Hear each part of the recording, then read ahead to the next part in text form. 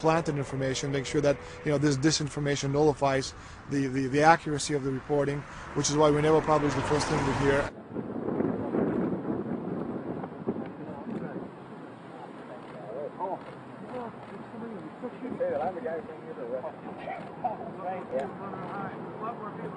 That looks like Rockefeller. The decisions that these people take, again, they're not only decisions affect the business community, they affect politics, business, environment, across the entire spectrum. And these decisions are made and taken by a very elite group of people behind closed doors this year at the Brook Street Hotel. We are not privy to these decisions. We're not allowed to know what they're talking about. But we'll definitely feel the consequences of these decisions over the next 12 months when events which apparently by accident seem to happen, in fact, have been planned right here this year at Brook Street Hotel between 8th and 11th of June. What does it do when you get 120 of the most powerful people in the world getting together to have meetings with government officials? I mean, that's amazing. Well, it is. This is what I mean, is that they're planning the corporate agenda. They're not planning the democratic human journey agenda, in my opinion. Mussolini had a definition, is when the interests of the corporation take completely over from all other interests, and that's fascism. He said it should probably be called corporatism. Well, call it corporatism, call it fascism, call it neo-lib, there's a whole variety of political words, depending on which side of the stripe you come from, to start with, which describes the thing. But what they are describing is the complete end of democracy, the end of what matters to people, the end of what happens to the human journey. And for that reason, I think this is revolting. Ladies and gentlemen, we're here in Canada today to stand up against the Bilderberg Group that is attempting to get rid of the sovereignty of the United States. The truth of your world government has now been exposed. We know you are ruthless. We know you are evil. To David Rockefeller, to the Rothschild representatives here, to the Queen of the Netherlands, to all of you, we tell you, you are not our queens. You are not our kings. You are not our gods. We do not belong to you. We are not your slaves.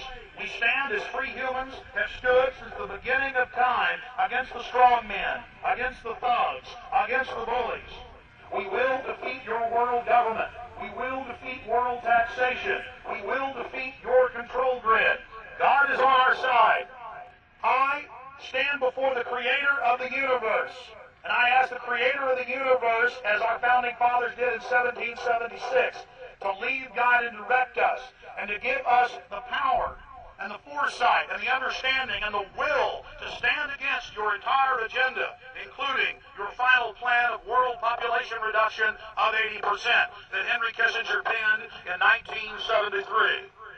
Why do you put mercury in the vaccines, sodium fluoride in the water? Why?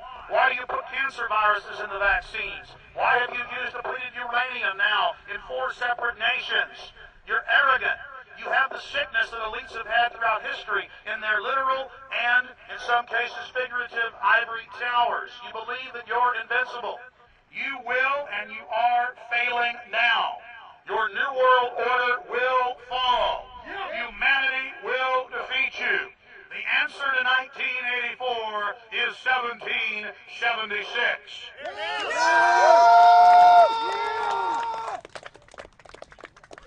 Bilderberg is an elite organization, and the way it works, the protocol of the meetings is the staff, after they're vetted out, they're told exactly how they're supposed to behave themselves, meaning that they can never address the attendees, they can never speak to them unless they're spoken to first, they can never look them in the eye.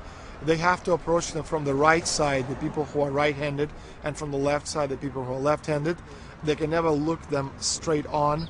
And needless to say, all the information that is being spoken during the conferences is under no circumstances allowed to come out. That's what they're told. They're threatened with not being able to find another job anywhere in the sector if they reveal any information to the press.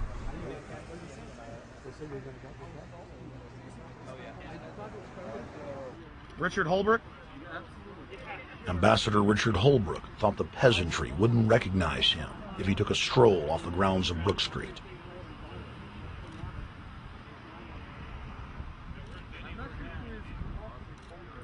Holbrooke cackled when I told him that we were not his slaves. Holbrooke, we're not your slaves, Holbrooke. We're not your slaves.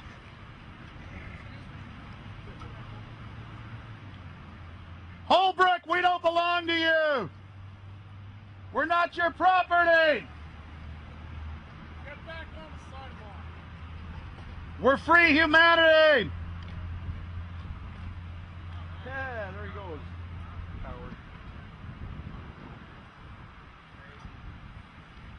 They love it. They love it.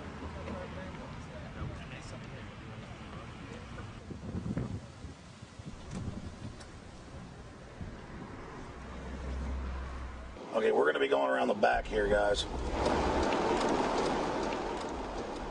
Hey, guys, how you doing?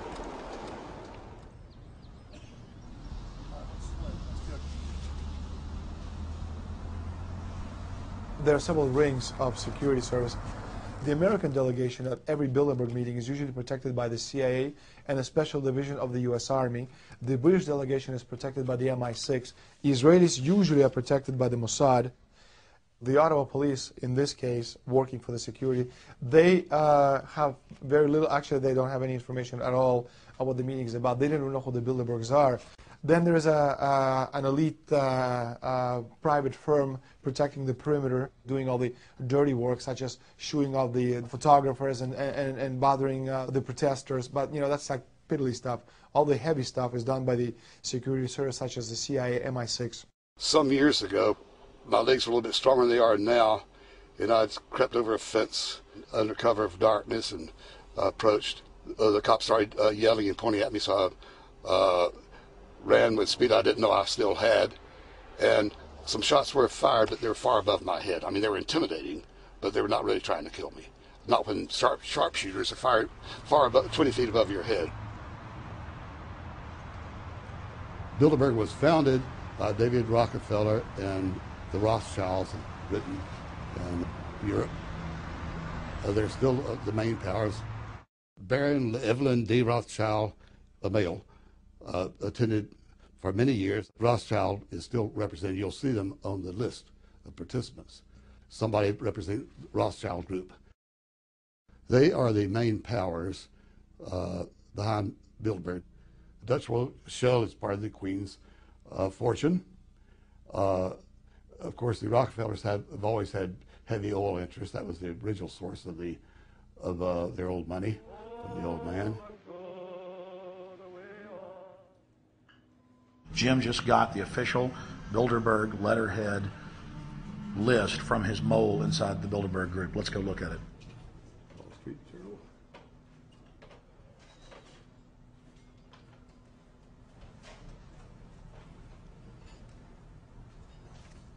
So, Jim, you got the list. Yeah.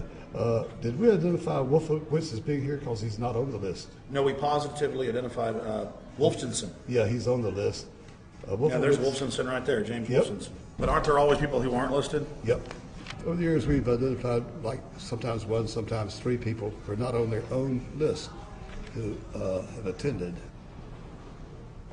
Now, I think what is very difficult for most people to understand is how such a small group of 125 men and a few women control a population base of 6 billion people. Actually, it's much easier than you think. These people work on what I call systemic methodology, meaning that you take a pie, just imagine, you take an apple pie and you slice this apple pie into lots of very small pieces, and you put in front of each one of these pieces your men or women of trust. And by controlling this individual, you control an entire organization. For example, if you take Paul Wolfowitz, who runs the World Bank, through him you can control the entire organization. You don't need to control what the dishwasher or the toilet cleaner thinks or does or believes in. You just need to control what he does and what he believes in. And what he does will permeate the entire organization. And that's how you control, with very, very small power base, an entire global population of 6 billion people. Bilderberg is making great progress toward a world government. They have created a superstate in Europe called the European Union. They're intent on creating a Western Hemisphere Union called the American Union. NAFTA is to be expanded into every country in this hemisphere. As NAFTA expands, it will take on the role of the American Union. And only an educated, informed public can stop them in their tracks. We went into downtown Ottawa and talked to locals to learn if they were aware of the elite